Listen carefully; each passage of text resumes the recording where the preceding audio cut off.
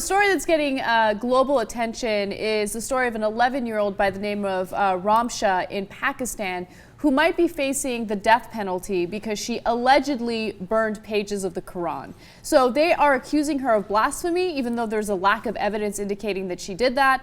And you should also keep in mind that not only is the girl only 11 years old, but her mother says that she is suffering from Down syndrome. Way to keep it classy, Pakistan. So now, of course, it's not all of Pakistan. This is just this particular area, but unfortunately, you know, it happens too often. So a crowd of hundreds of men stormed their house, basically. They didn't go inside. They were outside, and they were calling for her execution, etc. Now, think about how brave it is for hundreds of men to want to kill an 11-year-old child with Down syndrome for what she might or might not have done.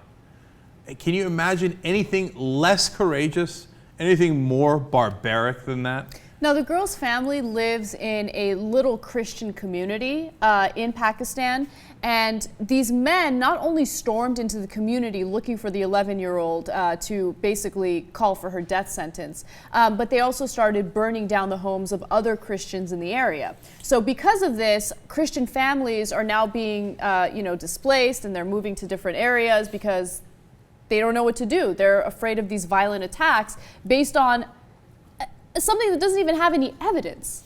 Okay, so a couple things about that. First of all, that makes a lot of sense that you should be so worried about a couple of pieces of paper being burned that you burn down actual people's homes and risk setting human beings on fire.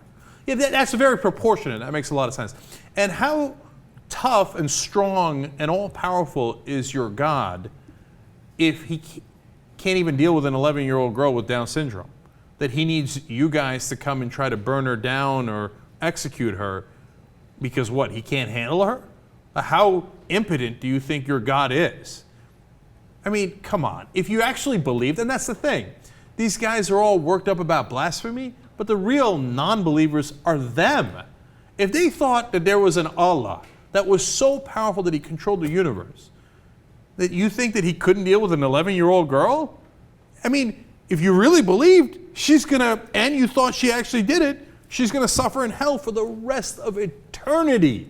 Allah is gonna have Shaitan torture her forever. What can you do to her that Allah couldn't do, right? But that's because you don't believe, and you're using it as an excuse for savagery and barbarism. And so these blasphemy laws, by the way, blasphemy in Pakistan gets an automatic death sentence. And I mean, the whole country is non-believers. They don't believe any of it. Why do you need to execute for someone for Allah?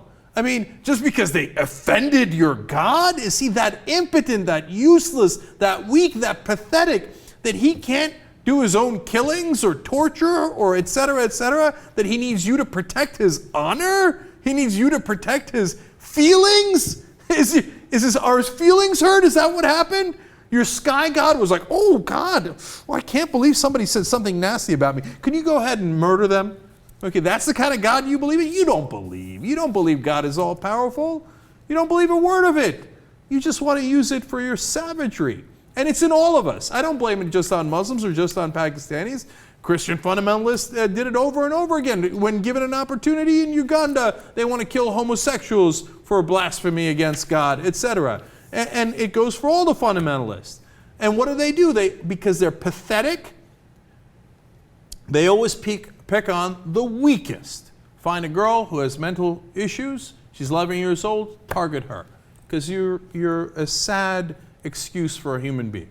And by the way, all those Christian families should immediately come and seek asylum in the United States. You're telling me Christians here in the US, right wing and left wing, aren't going to say, hey, you know what? We should give you asylum. Your lives are literally in danger.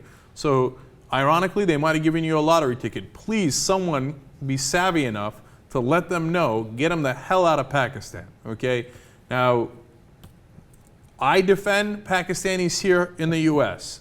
When I did it earlier in this show, when the NYPD came and said, assumed everybody from Pakistan is guilty and treated them like terrorists, it's sickening, right? And you can't make decisions based on somebody's religion, their race, their ethnicity, etc., right? But here is a situation where they're actually doing this. And if you're a Christian, how in the world are you going to live there? You got to get the hell out of there.